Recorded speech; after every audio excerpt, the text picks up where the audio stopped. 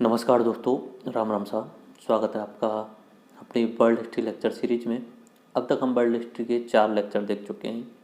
ये जो lecture series चल रही है आरएस मेंस एग्ज़ाम की दृष्टि से मैंने बनाई हुई है एंड इनमें 4 लेक्चर अब हम कवर कर चुके हैं। पहला लेक्चर था पुनर्जागरण का, दूसरा लेक्चर था धर्म सुधार आंदोलन जो कि यूरोप में हुए थे, उसके बाद तीसरा लेक्चर था एनलाइटनमेंट यानी प्रबोधन, चौथा लेक्चर था औद्योगिक क्रांति जो कि इंग्लैंड में हुई थी। इंग्लैंड के बाद में यूरोप में फैली और उसके बाद में यूएसए, जापान और पूरे वर्ल्ड में फैलती चली गई। अब इन 4 टॉपिक्स के बाद में अगला जो टॉपिक आता है वो आता है उपनिवेशवाद एवं साम्राज्यवाद। ठीक है, तो आज के इस लेक्चर में हम उपनिवेशवाद और साम्राज्यवाद देखने वाले हैं। स्टार्ट करते हैं हम। और वहाँ चलने से पहले मैं आपको बता देता हूँ कि ये लेक्चर यूट्यूब पे तो उपलब्ध हैं। इनके साथ में इस लेक्चर का पुराने ईयर से रिलेटेड कुछ क्वेश्चंस और मेंस में आंसर राइटिंग से रिलेटेड कुछ क्वेश्चन आपको देखने हैं तो यूडेमी पे जा सकते हैं। वहाँ पे आपको सारा कोर्स मिल जाएगा, ये पूरा वर्ल्ड हिस्ट्री का।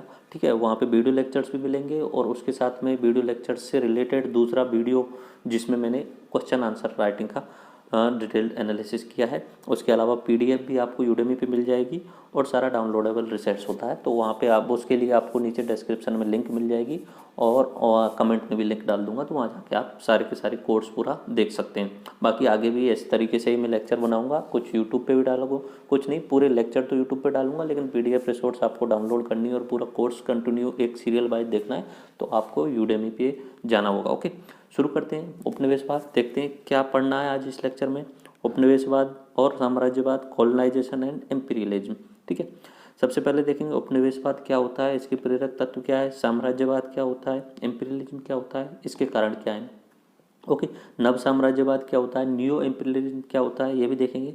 उसके बाद में हम अफ्रीका में उपनिवेशवाद या साम्राज्यवाद का विस्तार कैसे हुआ, तो अफ्रीकी बंटवारे की कहानी विद मैप समझेंगे कि मैप के साथ में। ओके, उसके बाद में बंटवारे का प्रारंभ कैसे हुआ, अफ्रीका की ही बात कर रहे हैं, बर्लिन कॉन्फ्रेंस क्या थी और किसको कितना मिला, ये सब बात हम उसमें करेंगे। उसके बाद में हम चलते हैं एशिया में। एशिया में साम्राज्यवाद का विस्तार कैसे हुआ, तो एशिया में एक तो इंडिया का इम्पोर्टेंट भाग आता है कि इंडिया में कैसे कैसे विदेशी कंपनियां आई, लेकिन यहाँ पे हमें पढ़ना नहीं है, वो इंडियन मॉडर्न हिस्ट्री का हिस्सा होता है, उसमें पूरा डिटेल से समझाया जाता है। और मैं जब वर्ल्ड हिस्ट्री इंडियन हिस्ट्री का क्रैश कोर्स कराया था उसमें भी मैंने आपको समझा दिया था कैसे कैसे विदेशी कंपनियां भारत में, तो इंडिया का तो हमें यहाँ पढ़ना नहीं है। उसके अलावा हमें देखना है चीन में कैसे साम्राज्यवाद का विस्तार हुआ, चीन में अन्य देशों की कैसे वहाँ पे अपना इम्पीरियलिज्म फैलाया, वो देखेंगे। उसके अलावा एशिया में एक ऐसा देश था जापान जिसने खुद ने साम्राज्य का विस्तार किया, दूसरों पे अधिकार किया, तो वो भी हम देखेंगे। तो चीनी खरबूजे की बंदरगाह तरीके से बड़ा खरबूजा माना जाता था, बहुत अच्छी संप्रदा थी वहाँ पे, तो उसको कैसे बांटा था विदेशियों ने। फिर एशिया में जापानी साम्राज्य कैसे स्थापित हुआ, साम्राज्यवाद का प्रभाव और परिणाम देखेंगे। और कुछ एक टर्म्स हैं, सामाजिक डार्विनवाद, श्वेत जाति पर प्रभाव भार, ये हम देखें। अच्छा, 2 मिनट के लिए मैं पूरा ये डिटेल समझा देता हूँ।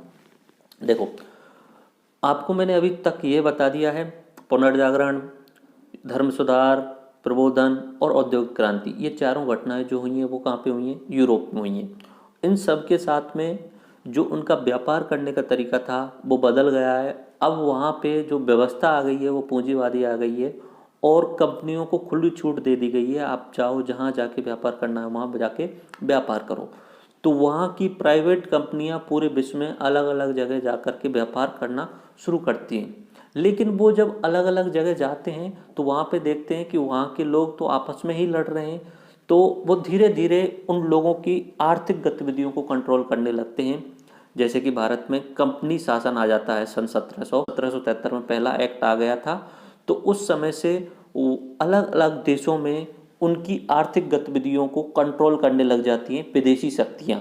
ठीक है, इसे बोला जाता है उपनिवेशवाद। देखो वैसे तो ये 2 शब्द से ही आप समझ में आ रहे होगा, उपनिवेश, ठीक है, ऐसे समझाता हूँ मैं। एक तो होता है उप, एक होता है निवेश। ठीक है, ऐसी जगह एक तो होता है ओरिजिनल निवास जहाँ रहते हैं, जैसे कि इंग्लैंड वाले इंग्लैंड में ही रहेंगे, दूसरी जगह पे उन्होंने कॉलोनी बना ली, भारत में आके अपनी कॉलोनी बना ली और यहाँ की आर्थिक गतिविधियों पर नियंत्रण कर रहे हैं। अभी वो राजनीति में नहीं आए थे सन 1773 के बाद में, अभी पूरी रूप से राजनीति में नहीं आए थे। पूर्ण रूप से राजनीति में तो 1857 के बाद में आते हैं, जब ब्रिटिश राज पूरा कब्जा कर लेता है भारत पर। ठीक है। तो उपनिवेशवाद, साम्राज्यवाद और फिर नव साम्राज्यवाद, ये तीनों एक दूसरे के साथ में जुड़ी हुई हैं। पहले आपका आता है उपनिवेशवाद, फिर आता है साम्राज्यवाद, फिर आता है नव साम्राज्यवाद। समझो क्या होता है उपनिवेशवाद। उपनिवेशवाद का मतलब होता है किसी प्रबल देश द्वारा किसी निर्बल देश की आर्थिक गतिविधियों पर नियंत्रण कर लेना, ये क्या होता है उपनिवेशवाद। ठीक है, शुरुआत होगी उपनिवेशवाद से। उसके बाद में क्या आता है, किसी प्रबल देश द्वारा किसी निर्बल देश की आर्थिक गतिविधियों के साथ साथ में राजनीतिक और सांस्कृतिक गतिविधियों पर भी नियंत्रण कर लेना, ये होता है साम्राज्यवाद। यानी साम्राज्य का विस्तार कर दिया। इंग्लैंड का जो शासन था वो पूरे विश्व में फैला था, तो इसे बोला जाता है कि इंग्लैंड का ऐसा साम्राज्य था जहाँ पे कभी सूर्य का अस्त नहीं होता था। ये ज़्यादातर जो भी जिन्होंने भी किया था साम्राज्यवाद का विस्तार, ये ज़्यादातर यूरोपीय देश थे, क्योंकि वो देश उन चार चीज़ों का फायदा उठा रहे थे: पुनर्जागरण, धर्म सुधार, औद्योगिक क्रांति और प्रबोधन। इन चार चीज़ों का पूरा फायदा उठा रहे थे। वो अपने आप को सुपीरियर और अपने आप को एक तरीके से बोल सकते हो बहुत हाई क्वालिटी का मानने लग गए थे। तो उन्होंने पूरे विश्व में अपने साम्राज्य का विस्तार किया, तो साम्राज्यवाद कहा। बाकी देखो खास अंतर कुछ नहीं है, आप उपनिवेशवाद भी बोल सकते हो, साम्राज्यवाद भी बोल सकते हो, बट इतना सा अंतर है, अगर पूछ ले उपनिवेशवाद में क्या होता है, आर्थिक गतिविधियों का नियंत्रण किया जाता है, सिर्फ और सिर्फ व्यापार कंट्रोल करने लग जाती है कंपनी। ठीक है, और 1857 में आने के बाद में जो होता है वो ब्रिटेन का शासन पूर्ण रूप से हो जाता है भारत पे, ये हो जाता है साम्राज्यवाद। और एक आता है नया टर्म नव साम्राज्यवाद। 1870 और 1880 तक आते आते यूरोपीय लोगों को लगने लग गया कि ये साम्राज्य का विस्तार करना एक नॉर्मल सी घटना है, और उसके लिए तर्क दिए जाने लगे कि हम क्या हैं, सभ्य हैं, और बाकी जो लोग हैं वो असभ्य हैं। इन लोगों को सभ्य बनाने की जिम्मेदारी हमारे लिए दी है भगवान ने। इस तरीके के वहाँ पे तर्क दिए जाने लगे। तो नव साम्राज्यवाद का मतलब है सुनियोजित ढंग से सोच समझ के, हाँ भाई इस देश पे कब्जा करना है, इस देश को इसके रिसोर्सेज का उपयोग करना है और इन्हें सभ्य बनाने की कोशिश करनी है। वो दिखावा था सभ्य बनाने का, बाकी उन देशों को लूटना था मुख्य उद्देश्य। ओके, तो नव साम्राज्यवाद सुनियोजित ढंग से साम्राज्य का विस्तार करना। भारत में जब अंग्रेज आए थे तब कोई उनका सुनियोजित ढंग नहीं था, वो भारत में सिर्फ व्यापार करने के लिए आए थे। बाद में उन्हें पता लगा कि भारत के लोग आपस में ही लड़ रहे हैं, तो क्यों ना इस फूट का फायदा उठाया जाए। पहले आर्थिक गतिविधियों को कंट्रोल किया, धीरे धीरे राजनीतिक और सांस्कृतिक गतिविधियों को भी कंट्रोल कर लिया। 1880 तक आते आते सभी यूरोपीय देशों को लगने लगा कि हम सर्वश्रेष्ठ हैं और हमें देश का विश्व का कल्याण करना चाहिए और सभ्यता का प्रसार करना चाहिए। तो वो नव साम्राज्यवाद। ठीक है, अभी देखते हैं एक एक करके। ये मैंने यहाँ पे मैप दिखाया हुआ है, मैप मुझे लास्ट में लगाना चाहिए था बट मैंने आपको शुरुआत में लगा दिया है। देखो समझा देता हूँ आपको। इसमें ये देश जो दिख रहा है ये वाला इंग्लैंड देश है। इस इंग्लैंड का पूरे विश्व में ऐसा कलर जहाँ पे आपको दिख रहा है, जैसे ये वाला हिस्सा, ये सब आपको दिख रहा होगा, इंडिया वाला हिस्सा, इधर की साइड में कनाडा वाला हिस्सा, ऑस्ट्रेलिया वाला हिस्सा, ये सब के सब इंग्लैंड के साम्राज्यवाद का हिस्सा थे, इंग्लैंड के साम्राज्य विस्तार का हिस्सा थे। ओके, उसके अलावा अगर और किसी दूसरे देश की बात करें तो दूसरा देश आप बात कर सकते हैं। यहाँ पे ये है जर्मनी, जर्मनी भी साम्राज्य विस्तार किया था। फ्रांस का ये देख लीजिए आप, फ्रांस का साम्राज्य विस्तार। फ्रांस इंग्लैंड के बाद दूसरे नंबर पे आता था साम्राज्य विस्तार में। ओके, उसके अलावा इटली ने भी साम्राज्य विस्तार किया, लेकिन दो देश सबसे ज़्यादा इंपॉर्टेंट रहे थे। एक रहा था इंग्लैंड और दूसरा जो देश रहा था वो फ्रांस था। ओके, उनके बाद में जो नंबर आता है जर्मनी का और इटली का, ये अलग अलग थे।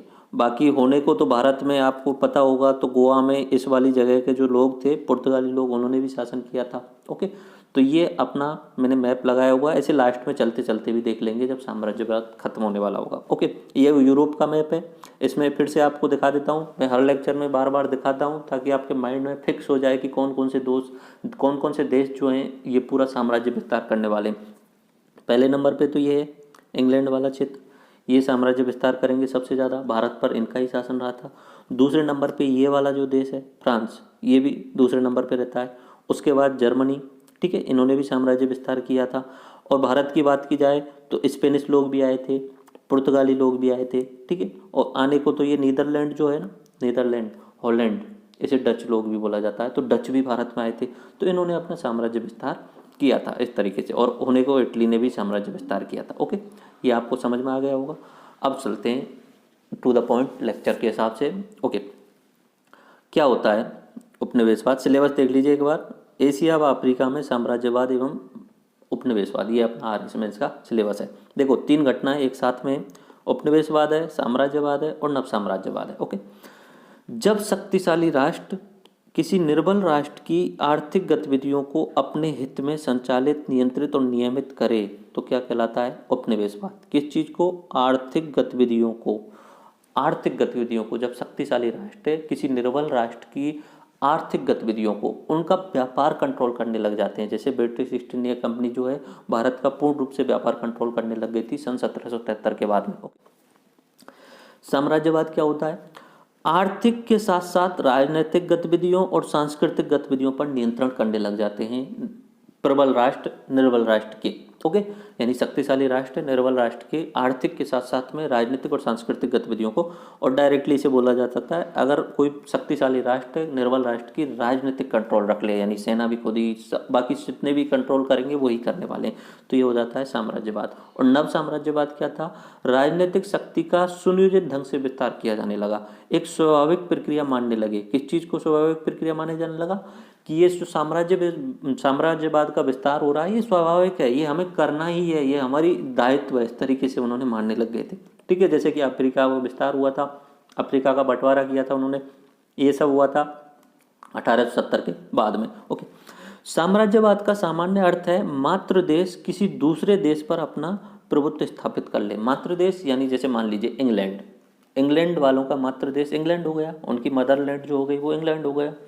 अब वो किसी दूसरे निर्बल देश पर जाके प्रभुत्व स्थापित करने लग जाए, ये साम्राज्य का। तो अब 2 नंबर में अगर पूछा जाए तो आप ये डेफिनेशन आप याद कर लेना। ओके, देख लीजिए कैसे शक्तिशाली राष्ट्र निर्बल राष्ट्र पर अधिकार कर ले।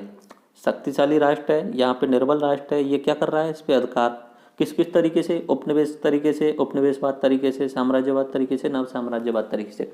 बाकी तो बेसिकली कोई खास अंतर नहीं होता है इन तीनों में, कोई स्पेशल अंतर नहीं है। सीधा सीधा तो ऐसे बोल सकते हैं उपनिवेशवाद और साम्राज्यवाद एक ही होते हैं, बाकी पढ़ाया भी ऐसे ही जाता है। थोड़ा सा बेसिक अंतर है आर्थिक और राजनीतिक, उस तरीके से शुरुआत में आर्थिक गतिविधियां नियंत्रित की जाती हैं, बाद में राजनीतिक और सांस्कृतिक गतिविधियों को भी नियंत्रित करने लग जाते हैं। ओके, तो ये आपको परिभाषा याद आ गई होगी। ये ऊपर शक्तिशाली है, नीचे की साइड में निर्बल राष्ट्र है। शक्तिशाली का एग्जाम्पल अगर हम लें तो इंग्लैंड का एग्जाम्पल हम ले लेते हैं, ठीक है, और अगर निर्बल राष्ट्र का एग्जाम्पल हम ले रहे हैं तो ये भारत का एग्जाम्पल हमने ले लिया। ओके, तो शुरुआत में वो भारत की आर्थिक गतिविधियों को नियंत्रित करते थे, ठीक है, आर्थिक गतिविधियों को नियंत्रित करते तो किस तरीके से? उपनिवेश। भारत में सिर्फ व्यापार करने आए थे, फिर फैक्ट्रियां बनाने लग गए, फिर बंगाल पर शासन करके, शासन नहीं किया था शुरू, हस्तक्षेप करते थे कि हमें हमारी मर्जी से व्यापार करने दो, ठीक है, और टैक्स वगैरह कुछ नहीं लगाया जाएगा, तो आर्थिक गतिविधियों पर नियंत्रण। उसके बाद में धीरे धीरे ऐसा हुआ कि पूरा इंग्लैंड का शासन ही स्थापित हो गया, जैसे कि 1858 में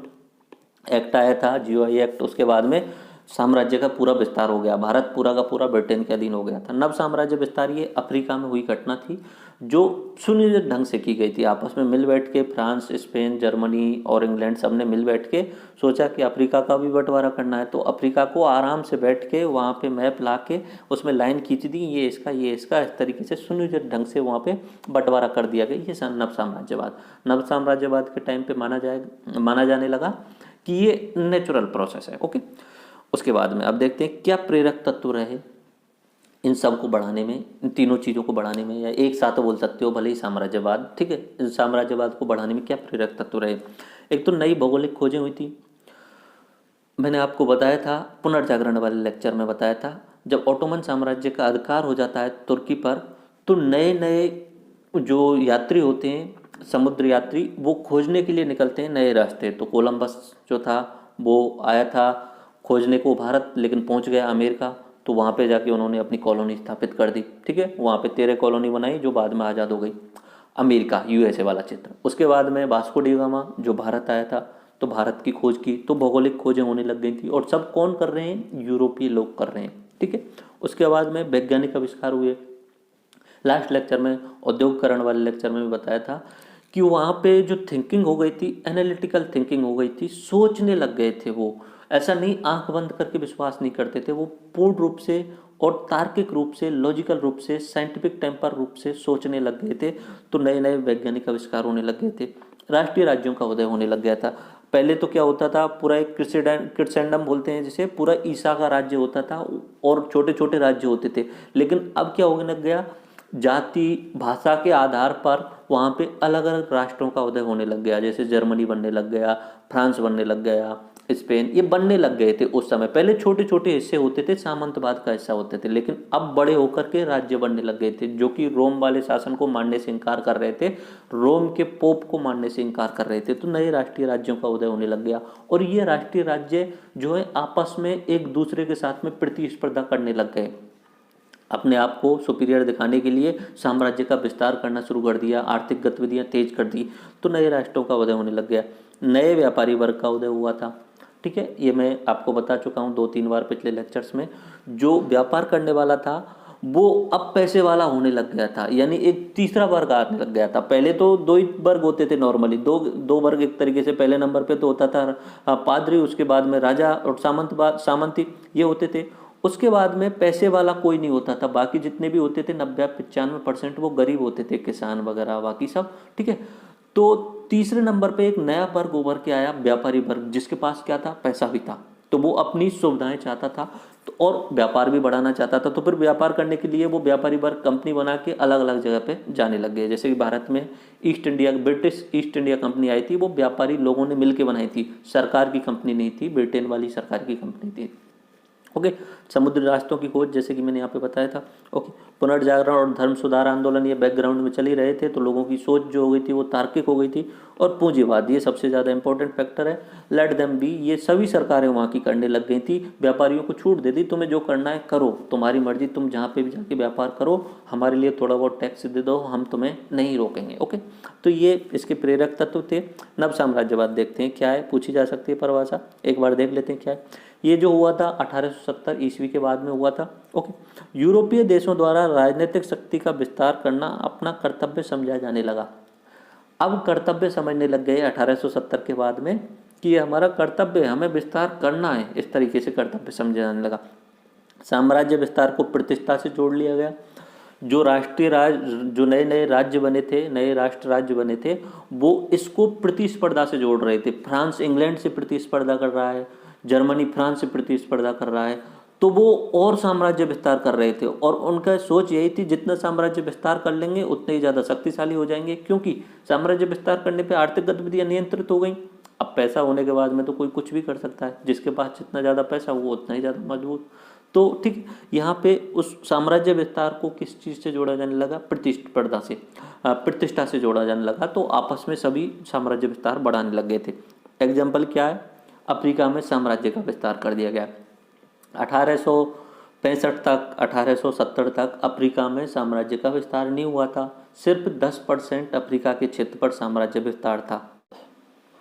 लेकिन यहाँ पे अब जब नव साम्राज्यवाद की विचारधारा आई है तो उन्होंने बोल दिया ये तो नेचुरल प्रोसेस है, हमें तो करना ही है।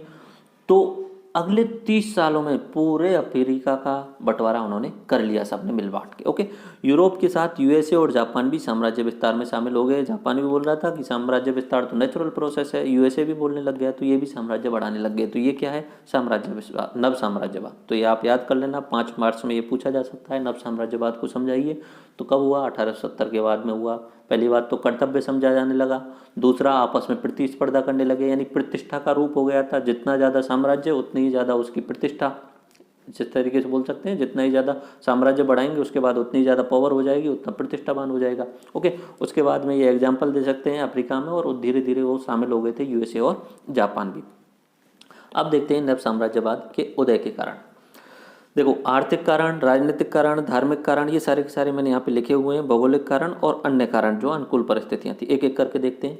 आर्थिक कारण, औद्योगिक क्रांति और अतिरिक्त उत्पादन। औद्योगिक क्रांति आ गई, इंग्लैंड से शुरू हुआ, यूरोप में फैल गया। अब जो अतिरिक्त उत्पादन हो रहा था उसे बेचने के लिए मार्केट चाहिए, तो पहले वो व्यापार के रूप में जाएंगे व्यापार करने के लिए। जब वहाँ पे देखेंगे कंडीशन, तो यहाँ पे तो शासन भी किया जा सकता है व्यापार के साथ साथ में, तो वहाँ जाके शासन भी करने लग जाएंगे।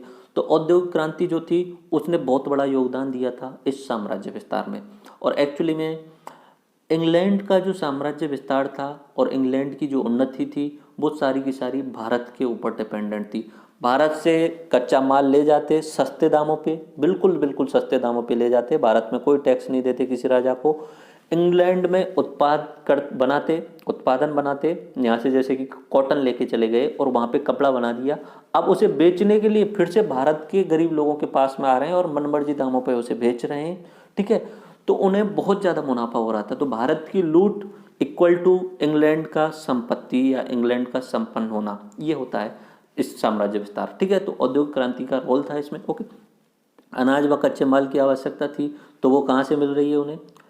कॉलोनीज से। तो इसलिए क्या कर रहे हैं, वो साम्राज्य विस्तार कर रहे हैं। ओके, निवेश की सुरक्षा, अधिक मुनाफा कमाने के लिए निवेश भी कर रहे हैं। ठीक है, ये आर्थिक कारण थे नव साम्राज्यवाद या साम्राज्य विस्तार के। तो वो जो उनके पास में ज़्यादा पैसा हो रहा था, अब उन्हें और लूटना था उन राज्यों, उन देशों को। भारत में जैसे, तो भारत में उन्होंने रेल बना दी, रेल की स्थापना कर दी। ठीक है, तो रेल का बनाने का उद्देश्य ये नहीं था कि भारत की जनता के लिए ट्रांसपोर्टेशन सिस्टम बनाना, वो कोई उद्देश्य नहीं था। उनका उद्देश्य था भारत में से जितना कच्चा माल है उसे जितना हो सके जल्दी जल्दी से निकालो और अपने वहाँ देशों में पहुँचाओ। तो वो निवेश भी कर रहे थे इंडिया में, लेकिन किस लिए कर रहे थे? ताकि अधिक लूट की जा सके। ओके, तो निवेश की सुरक्षा थी। उसके अलावा संचार एवं यातायात के साधनों का विकास हो चुका था। पहले तो पैदल जाना होता था, घोड़े, हाथी, इस तरीके से जानवरों का यूज किया जाता था। लेकिन धीरे धीरे औद्योगिकरण के समय पे कुछ नए साधन बनने लग गए थे, स्टीम इंजन आ गया था, तो भाप की नाव वगैरह बनाई जाने लगी, भाप स्टीम इंजन वाली नाव बनाई जाने लगी। तो साधन चेंज होने लग गए थे, रेल आ गई थी। ठीक है, रोड बनाए जाने लग गए थे।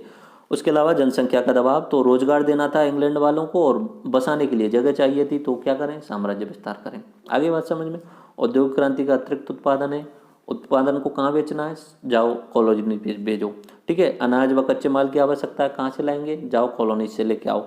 निवेश की सुरक्षा, निवेश है, पैसा बचा हुआ है, क्या करें? निवेश को लगा दो और उन देशों को लूटो। ओके, संचार व यातायात साधनों का विकास हो गया, ताकि जो जल्दी जल्दी से होने लग गया काम। और इंग्लैंड में, यूरोप में जनसंख्या बढ़ रही थी बहुत तेज़ गति से, तो उस जनसंख्या में ये दबाव था कि रोजगार देना है, तो रोजगार देने के लिए उद्योग धंधे लगाओ या तो। ठीक है, और उन्हें बसाने के लिए कॉलोनीज बनाओ। अब देखते हैं राजनीतिक कारण। राजनीतिक कारण क्या था? इसे राष्ट्रीय गौरव और प्रतिष्ठा का प्रतीक माना जाने लगा। साम्राज्यवाद जिसका ज़्यादा, वही ज़्यादा राष्ट्र संपन्न और उसका गौरव जो है वो अधिक, ये माना जाने लगा। अगला कारण क्या था? राजनीतिक। व्यापारी वर्ग राजनेताओं पर दबाव बना रहा था नए उपनिवेशों के लिए, ताकि मुनाफा कमाया जा सके। जैसे इंग्लैंड है, इंग्लैंड में जो नया व्यापारी वर्ग आ गया, उसका पहला उद्देश्य क्या है? कि मुनाफा कमाना। अब मुनाफा कमाने के लिए उन्हें चाहिए कि कोई दूसरे देशों में जाके अपना उत्पादन जो बेच सके, तो वो दबाव बनाते थे सरकार पे, और नई नई कॉलोनीज की स्थापना करो, नए नए साम्राज्य विस्तार करो, ताकि हम वहाँ पे जाएं, फिर से लूट मचाएं। इस तरीके से वो दबाव बना रहे थे राजनेता और व्यापारी वर्ग। ठीक है, और सैनिक सामग्री का निर्माण उद्योग का विस्तार हो चुका था। सैनिक सामग्री वाला बहुत तेज गति से विस्तार हो रहा था, यानी जो उत्पादन हो रहा था उसमें सैनिक सामग्री उत्पादन ज़्यादा हो रहा था, तो शक्तिशाली होते जा रहे थे राष्ट्र। तो वो जो जो उद्योग धंधे वाले थे, सैनिक निर्माण सामग्री वाले, वो भी दबाव बनाते थे सरकार पे कि सेना के लिए हम सामान हम देने वाले हैं और आप जाओ और नए नए साम्राज्यों का विस्तार करो। जहाजरानी उद्योग का विकास हुआ था। ये सब राजनीतिक कारण है, यानी शिपिंग सिस्टम बहुत तेज गति से फैल गया था। पूंजी निवेश की सुरक्षा थी। धार्मिक कारण, मिशनरीज जो थे, मिशनरीज ईसाई धर्म के प्रचारक थे, वो सरकार पे दबाव बनाते थे कि नए नए साम्राज्य बनाओ, ताकि हम वहाँ पे जाके अपना ईसाई धर्म का प्रचार कर सकें। ठीक है, ईसाई धर्म का प्रचार प्रसार करने के लिए प्रचारकों ने साम्राज्य विस्तार को नैतिक दृष्टि से सही बताया। देखो यहाँ पे इंपॉर्टेंट बात है, जो प्रचारक थे उस साम्राज्यवाद विस्तार को नैतिक दृष्टि से सही बता रहे थे, बोल रहे थे कि ये सही है, वो लोग असभ्य हैं और उन्हें सभ्य बनाने की जिम्मेदारी हम ले रहे हैं। तो इस तरीके की वो बात बोलते थे, तो नैतिक दृष्टि से उन्होंने सही बताया था। पाश्चात्य संस्कृति का प्रचार, जिससे यूरोपीय उत्पादों की मांग बढ़ती थी। और ये ईसाई जो मिशनरी थे, ये पाश्चात्य संस्कृति का प्रचार करते थे और जिससे यूरोपीय उत्पादों की मांग बढ़ती थी। देख लीजिए, हम सब वही प्रोडक्ट का आज एक प्रोडक्शन का हिस्सा है। आज से 200-300 साल पहले यहाँ पे इंडिया में कोई शर्ट, पैंट, टी शर्ट इस तरीके की चीज़ों को नहीं जानता था। और ये जो हम पहनते हैं, T shirt, pant, shirt, jeans वगैरह, ये सब यूरोपीय उत्पाद हैं। ये सब संस्कृत उनके द्वारा पाश्चात्यकरण किया गया था इन सभी देशों का। तो ये हो गया था सारा मतलब वो आते थे, उन्हें समझाते थे कि सभ्य रहना है तो कोट पैंट टाई पहनो, अगर आप नॉर्मल कपड़े पहन के रह रहे हो तो आप असभ्य हैं। ये सबसे ज़्यादा हास्यास्पद बात है। ऐसा कुछ नहीं होता, कपड़े पहनने से कभी भी कोई सभ्य असभ्य नहीं बनता। सभ्य असभ्य खुद की सोच से होते हैं। ये गलत थी, बट वो फैलाया और वो आज के समय पे हम सभी हिस्सा हैं, ऑल इंडिया में या पूरे वर्ल्ड में देख लीजिए, सब लोग टाई पैंट शर्ट पहनते हैं। ठीक है। उसके अलावा ये शब्द है श्वेत जाति पर भार, सभ्यता के विस्तार का पुनीत कार्य, पुनीत कर्तव्य, ये मैं आगे भी समझाऊंगा। तो वहाँ पे बोला जाने लगा कि श्वेत जाति पर भार हैं ये सभी देश जो हैं, जैसे अफ्रीका के देश, भारत जाति। श्वेत जाति कौन हुई? इंग्लैंड, यूरोप वाले जितने भी देश हैं वो क्या हैं? गोरे हैं, गोरे यानी वाइट कलर है उनका, और बाकी जितने भी हैं वो दूसरे कलर के हो गए। ठीक है। तो वो बोलते थे कि ये जो जितने भी देश हैं अफ्रीका के, भारत, चीन वगैरह, इंडोनेशिया, ये सब श्वेत जाति पे बाहर हैं, यानी वाइट मैंस बर्डन है, इनको सभ्य बनाने की जिम्मेदारी दी गई है और वो हमें पुनीत कर्तव्य पूरा करना है। तो ये पुनीत कार्य है और पुनीत कर्तव्य है। ओके। भौगोलिक कारक आपको बता दिया, नई नई भौगोलिक खोजें हुई थी, अमेरिका की खोज हुई थी, ऑस्ट्रेलिया की, न्यूजीलैंड की, और अफ्रीका के अंदरूनी हिस्सों की खोज हुई थी। ओके। साम्राज्यवाद के अनुकूल परिस्थितियां भी थी उस समय। कैसे कैसे? एशिया एवं अफ्रीका के देशों में सरकारें बहुत कमज़ोर थी, तभी तो दूसरे देश आके यहाँ पे हम पे शासन करने लगे। भारत के राजा कमज़ोर नहीं होते, भारत के राजा आपस में लड़ते नहीं होते तो भारत में आके ऐसे थोड़ी कर सकते थे वो शासन, पर ठीक है, सरकारें कमज़ोर थी, फ़ायदा उठाया, हुआ। ओके। यहाँ पे राष्ट्रीय राज्यों का उदय नहीं हुआ था। यहाँ पे भारत में कोई चेतना नहीं थी कि भारत हमारा देश है। यहाँ पे छोटी छोटी जगहों पे बटे हुए थे और आपस में ही लड़ते रहते थे। वो मानते ही नहीं थे कि इतना बड़ा देश भी हो सकता है, सोच ही नहीं थी, बिल्कुल ही सोच नहीं थी राष्ट्रवाद की। तो राष्ट्रीय राज्यों का ऐसा कोई विचारधारा नहीं आई थी। यूरोप में राष्ट्रीय राज्यों की विचारधारा आ चुकी थी। ठीक है। तो यूरोप के जो लोग थे वो प्रतिष्ठा मानने लग गए थे साम्राज्यवाद विस्तार को, और भारत में लोग आपस में लड़ रहे थे। भारत में नहीं, बाकी सभी जगहों पे, वहाँ पे सोचते ही नहीं थे कि देश नाम की कोई चीज़ भी होती है, राष्ट्र नाम की भी कोई चीज़ होती है। ठीक है। वो राजा के अंदर रहते थे, राजा जितना वे बढ़ा लेता था उतना ही मान लेते थे। तो राष्ट्रीय जो सोच थी राष्ट्रवाद की या राष्ट्रीय राज्यों का उदय नहीं हुआ था, तो इसका फायदा उठाया उन्होंने। अगर फिक्स राष्ट्रवाद की विचारधारा होती, सोच होती पहले से, तो शायद नहीं उठा पाते वो फायदा इस बात का। तकनीकी उत्पादन व सैन्य क्षेत्र में पिछड़े हुए थे हम। भारत हो चाहे कोई भी देश हो, इनका तकनीकी उत्पादन पुराने धर्रे पे चल रहा था। अच्छे से अंग्रेज आ रहे हैं, बंदूक लेके, गोला बारूद लेके आ रहे हैं, और इधर की साइड से तीरों से लड़ रहे हैं, तो कैसे जीत पाएंगे? तीर तलवार से कहाँ जीत सकते हैं? तो ये तकनीकी उत्पादन में बहुत पीछे थे। ठीक है। और सैन्य क्षेत्र में भी पिछड़े हुए थे। अंग्रेजों की जो सेना थी बहुत सुनियोजित ढंग से, एक तरीके से एक्सपर्ट थी, उनको बहुत अच्छे तरीके से ट्रेनिंग दी जाती थी। भारत में कोई ऐसा कोई सेना थे ही नहीं, स्पेशली राजाओं के पास में जो कुछ सैनिक होते थे उतने ज़्यादा एक्सपर्ट नहीं होते थे। ओके। तो ये अनुकूल परिस्थितियाँ थीं, और ये सारे कारण आपको मैंने बताए, भौगोलिक कारक, धार्मिक कारक, राजनीतिक कारक और आर्थिक कारक। इन्हें 5 नंबर में आपसे पूछा जा सकता है, हो सकता है 10 नंबर में पूछ सकते हैं। तो टू द पॉइंट याद रखना। पहले नंबर पर आप याद रख लेना आर्थिक कारण। ठीक है। आर्थिक कारण में आप बता सकते हो कि उपनिवेशों से कच्चा माल ले जाना, उपनिवेशों में अपने द्वारा बनाया हुआ उत्पादन बेचना, इस तरीके से निवेश भी करना, रेलवे बनाना, क्योंकि लूट अधिक करनी है। उसके बाद में राजनीतिक कारण भी आप बता देना, धार्मिक कारण भी बता देना, भौगोलिक कारण और कुछ अनुकूल परिस्थितियाँ की। यहाँ के जो देश थे, एशिया के, अफ्रीका के, ये जो देश थे, इनके पास में ना तो कोई स्पेशल एक्सपर्ट सेना थी, ना तो इनमें राष्ट्रीयवाद की कोई भावना थी, और ख़ास बात यह थी कि इन देशों की सरकारें बहुत कमज़ोर थी। ओके। अब हम देखते हैं अफ्रीकी बंटवारे की कहानी। तो अफ्रीकी बंटवारे की कहानी देखने से पहले हम अफ्रीका का मैप आपके लिए मैं दिखा देता हूँ। देखो, अफ्रीका का मैप मैं पहले यूरोप के साथ में दिखाता हूँ। ये यूरोप है, ये जो आप देख रहे हैं ये यूरोप है। ओके। और ये नीचे की साइड में अफ्रीका है, ये अफ्रीका। ये नीचे वाला जो रास्ता है इसे केप ऑफ गुड होप वाला रास्ता बोला जाता है। ठीक है। इसी के रास्ते वास्को डी गामा भारत आया था, वो जैसे कि यहाँ से निकला था, ठीक है, पुर्तगाल से, और ये सारे चलते हुए, ऐसे चलते हुए यहाँ पहुँचा, और यहाँ से उसे कोई गुजराती व्यापारी मिल गया था। ठीक है। उसके साथ साथ में ऐसे चलता हुआ भारतीय व्यापारी के साथ में, और वो कहाँ पहुँचा था? केरल में कलिकट नाम की जगह पे पहुँचा था। ठीक है। तो ये वो वास्को डी गामा की बात थी, और ये कब था? 1498, यानी भौगोलिक खोज नई नई हो रही थी। ओके। बात चल रही थी अफ्रीका के बंटवारे की। तो ये अफ्रीका 1870 अफ्रीका का सिर्फ और सिर्फ 10% पर विदेशी लोगों का शासन था। भीतरी अफ्रीका को जानते ही नहीं थे वो, भीतर का जो अफ्रीका है उसको तो जानते ही नहीं थे वो, क्योंकि अंध महाद्वीप था, उसके बारे में कोई जानकारी नहीं थी, अंदर जाने से उन्हें डर लगता था। ओके। तो यहाँ पे 1870 तक सिर्फ 10% शासन था। वहाँ से यूरोप से, ये यूरोप है, यूरोप से ईसाई मिशनरीज आते थे, और उन्होंने शुरुआत की इसके अंदरूनी भाग को खोजने की, अफ्रीका का जो अंदरूनी भाग है उसको खोजने की ईसाई मिशनरीज के द्वारा शुरुआत की गई थी। तो एक दो ईसाई मिशनरीज आए, उन्होंने अंदर जाके देखा, लोगों को सभ्य बनाने की कोशिश की, और फिर वो वापस जब वहाँ जाते थे तो राजा को बताते थे कि वहाँ पे ऐसा ऐसा सिस्टम है और वहाँ पे आप शासन स्थापित कर सकते हो, वहाँ पे सरकारें कमज़ोर हैं, राष्ट्रीय राज्य का कोई वहाँ पे कॉन्सेप्ट है नहीं, और वहाँ के लोग असभ्यों की तरह रहते हैं। तो वहाँ राजाओं को बताते थे, तो राजाओं ने इच्छा जताई कि चलो हम स्टार्ट कर देते हैं। उनमें सबसे ज़्यादा इम्पोर्टेंट रोल निभाया था शुरुआत में, एक यहाँ पे एक देश है जर्मनी और फ्रांस के बीच में जिसका नाम है बेल्जियम। जर्मनी और फ्रांस के बीच में एक देश है जिसका नाम है बेल्जियम। बेल्जियम के राजा थे, उन्होंने शुरुआत में अफ्रीका में ईसाई मिशनरीज भेजे थे और उन्होंने खोज की थी अफ्रीका की, अंदरूनी अफ्रीका की, ठीक है। और उसके बाद में उन्होंने मिल बैठ के एक कॉन्फ्रेंस बुलाई थी बर्लिन में और पूरे अफ्रीका को बांट लिया था, ठीक है। ये अफ्रीका है, अफ्रीका आप देख सकते हैं। ये शुरुआत में तो सिर्फ ये साउथ अफ्रीका वाला देश है, इस पर इंग्लैंड वाले लोगों का अधिकार था, ठीक है। और इधर की साइड में थोड़े थोड़े जगह पे अधिकार था, बाकी अंदरूनी अफ्रीका जो था उस पर कोई पहुंच ही नहीं थी यूरोपीय लोगों की। ओके, तो वो कैसे होती है वो देखते हैं।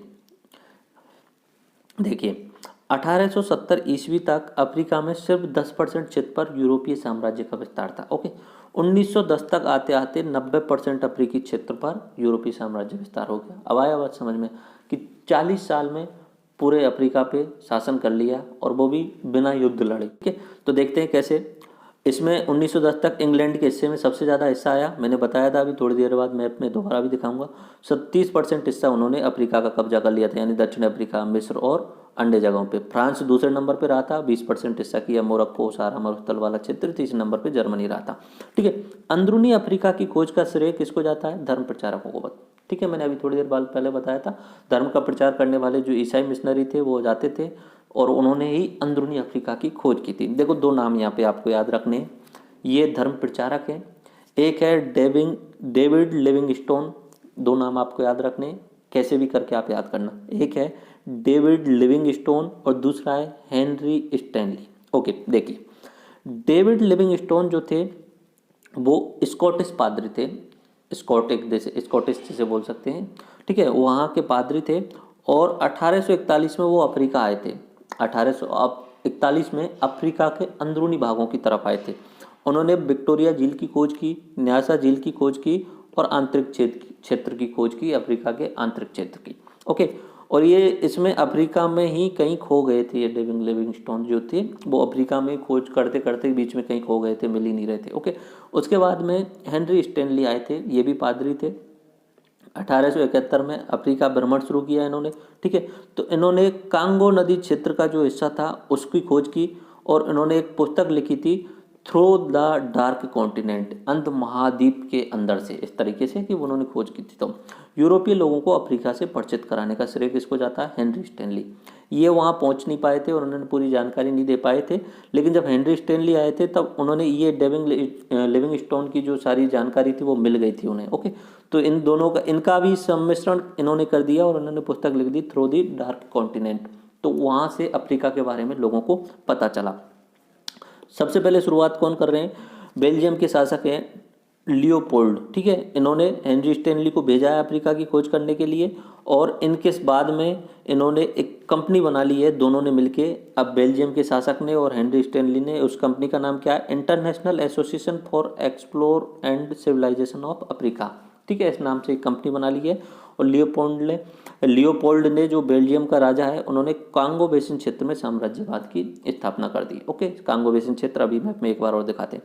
तो अफ्रीकी बंटवारे की विशेषता क्या रही? बंटवारा बड़ी तीव्र गति से हुआ और संपूर्ण बंटवारा जो हुआ था बिना युद्ध के हुआ था, ठीक है। बिना युद्ध के कैसे हुआ आगे देखते हैं। देखो ये मैप है, ठीक है। इस मैप में आपको ये जो दिख रहा है ये विक्टोरिया लेक है, ठीक है। और यहाँ पे कांगो बेसिन है, इस तरीके से यहाँ पे कांगो बेसिन, यानी ये वाले हिस्से की जो खोज कर रहा है वो कौन कर रहा है? Henry Stanley. ओके, और ये किसके कहने पे आया था? बेल्जियम के शासक के कहने पे आया था।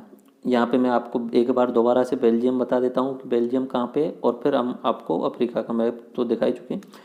ये वाला हिस्सा आप जो देख रहे हैं, देखिए एक बार, ये जर्मनी और फ्रांस के बीच में, ये फ्रांस है, ये जर्मनी है, इनके बीच में ये वाला जो हिस्सा देख रहे हैं ये बेल्जियम था। बेल्जियम के शासक का नाम क्या था? लियोपोल्ड, ठीक है। इनने किसको भेजा? Henry Stanley. Okay, Henry Stanley ने कांगो बेसिन क्षेत्र की खोज की। ये आप एक सेकंड में आपको कांगो बेसिन क्षेत्र भी बता देता हूँ। ये वाला जो हिस्सा है, ये कांगो बेसिन क्षेत्र है। ठीक है, तो यहाँ पे बेल्जियम के शासक ने क्या स्थापना कर दिया? कांगो वाले क्षेत्र में उन्होंने साम्राज्य की स्थापना कर दी। ओके, अब देखते हैं कि आंतरिक भागों का, अफ्रीका के आंतरिक भागों में यूरोपीय साम्राज्य का विस्तार कैसे हुआ। आंतरिक अफ्रीका में साम्राज्य विस्तार की शुरुआत 1870 में बेल्जियम शासक लियोपोल्ड द्वारा की गई, लेकिन जल्द ही यूरोपीय देशों द्वारा अफ्रीका में साम्राज्य विस्तार की होड़ लग गई। ये मैंने अभी थोड़ी देर पहले ही बताया था। इस प्रतिस्पर्धा को देखते हुए 1884 में बर्लिन में एक सम्मेलन का आयोजन किया गया, जिसमें अफ्रीकी समस्याओं के समाधान पर विचार किया जाना था। जब होड़ लग गई तब यूरोपीय लोगों को लगने लगा कि यार इस होड़ के चक्कर में हम आपस में लड़ के ख़त्म नहीं हो जाएं, इससे अच्छा है आपस में मिल बैठ के बात कर लेते हैं। तो बर्लिन में 1884 में उन्होंने कॉन्फ्रेंस बुलाया कि आपस में मिल बैठ के बात कर लेते हैं। तो 1884 में एक बर्लिन कॉन्फ्रेंस हुआ था। इसमें 13 देश यूरोपीय शामिल हुए थे और यूएसए शामिल हुआ था, यानी कुल मिला के कितने देश शामिल हुए थे? 14 यूरोपीय देश भी शामिल हुए थे और यूएसए भी शामिल हुआ था। ओके, इसमें बर्लिन एक्ट पारित कर दिया गया। इस बर्लिन कॉन्फ्रेंस में बर्लिन एक्ट पारित कर दिया गया। ठीक है, बर्लिन एक्ट की क्या क्या खास बात थी? कांगो को बेल्जियम के शासक को दे दिया। बेल्जियम का शासक कौन है? लियोपोल्ड को दे दिया। और कांगो बेसिन में अन्य यूरोपीय देशों को व्यापार का अधिकार भी दे दिया। शासन कौन कर रहा है? लियोपोल्ड करेगा कांगो वाले क्षेत्र में। और व्यापार करना अगर इंग्लैंड वाले चाहें तो इंग्लैंड वाले कर सकते हैं, जर्मनी वाले चाहें तो जर्मनी वाले कर सकते हैं। ये अधिकार वहाँ पे दे दिया। किसकी बात चल रही है? बर्लिन कॉन्फ्रेंस में पारित किए गए बर्लिन एक्ट के द्वारा। ओके, आगे क्या बोला उन्होंने? अधिकार का दावा वास्तविक होना चाहिए। यानी अब जो भी देश वहाँ पे अफ्रीका में अधिकार की बात करने वाला है कि भाई ये क्षेत्र मिस्र वाला क्षेत्र हमारा है या ये सहारा मरुस्थल वाला क्षेत्र हमारा है, तो उन्होंने बोला कि अधिकार का दावा करने से पहले हमें प्रूफ दे दो कि हम यहाँ पे जाके अपनी सेना पहुँचा चुके हैं। अधिकार का जो दावा है वो वास्तविक होना चाहिए और दावे की जानकारी अन्य सभी देशों को भी देनी है। जैसे ही किसी जगह पे आप जाके अधिकार कर रहे हो, क्योंकि अधिकार किसी और का था नहीं वहाँ पे, जिन्होंने कर लिया है वो वहाँ पे पहुँचा को इन्फॉर्म दे दो बर्लिन एक्ट के थ्रू अन्य देशों को कि हमने यहाँ पे अधिकार कर लिया है, तो बाकी देश वहाँ पे अधिकार करने के लिए नहीं आएंगे। बहुत बड़ा क्षेत्र था पूरा, तो इसलिए बोला ना अफ्रीका की बंटवारा बोल सकते हैं, अफ्रीका का बंटवारा। ओके, इफेक्टिव कंट्रोल रूल बोल दिया गया। एक नया रूल लेके आए इसमें बर्लिन एक्ट में। क्या बोला इसमें? उपनिवेश स्थापित करने पर वहाँ प्रशासनिक और सुरक्षा मामलों का दायित्व भी लेना पड़ेगा। यानी अब आपने जैसे कहीं पे भी पूरे अफ्रीका में किसी भी जगह पे आपने साम्राज्य स्थापित कर दिया, तो इसका मतलब ये नहीं कि सिर्फ और सिर्फ लूट करना और ले जाना। अब साथ साथ में आपको दिखावे के लिए वहाँ पे प्रशासन भी लेके आना पड़ेगा और वहाँ की लूट जो है सुनिश्चित ढंग से करनी है। ठीक है, ताकि लोग जो है वहाँ पे ऐसा नहीं लगे कि सिर्फ और सिर्फ लूटने के लिए आए। ओके, तो उपनिवेश स्थापित करने पर वहाँ प्रशासनिक और सुरक्षा मामलों का दायित्व भी लेना पड़ेगा। स्पेयर ऑफ इन्फ्लुएंस, प्रभाव क्षेत्र का नियम, एक नया नियम दिया गया बर्लिन एक्ट के थ्रू। अफ्रीका से दासों के निर्यात पर पाबंदी लगा दी गई। स्पेयर ऑफ इन्फ्लुएंस जो था वो, इसका मतलब ये होता है, स्पेयर ऑफ इन्फ्लुएंस शायद यहाँ पे मैंने लिख नहीं पाया। प्रभाव क्षेत्र का नियम क्या होता है? जैसे कि लियोपोल्ड को कांगो वाला क्षेत्र दे दिया गया। अब राजा और वहाँ का शासन और प्रशासन की जिम्मेदारी हो गई बेल्जियम के शासकों को, यानी लियोपोल्ड को कांगो वाले क्षेत्र की। लेकिन उस प्रभाव क्षेत्र में अन्य जो देश हैं यूरोपीय, वो व्यापार कर सकते हैं और उन्हें व्यापार करने से रोका नहीं जाएगा। तो वो प्रभाव क्षेत्र किसका हो गया? वो प्रभाव क्षेत्र हो गया लियोपोल्ड का, यानी बेल्जियम वालों का। तो प्रभाव क्षेत्र का मतलब है कि शासन तो आप कर रहे हो, साथ साथ में अन्य जो देश आ रहे हैं उनको छूट दे दो, खुली छूट दे दो व्यापार करने की, तो उसे प्रभाव क्षेत्र का नियम बोला जाता है। और इसमें एक खास बात यह भी जोड़ दी गई कि अफ्रीका से दासों के लिए निर्यात पर पाबंदी लगाई जाएगी।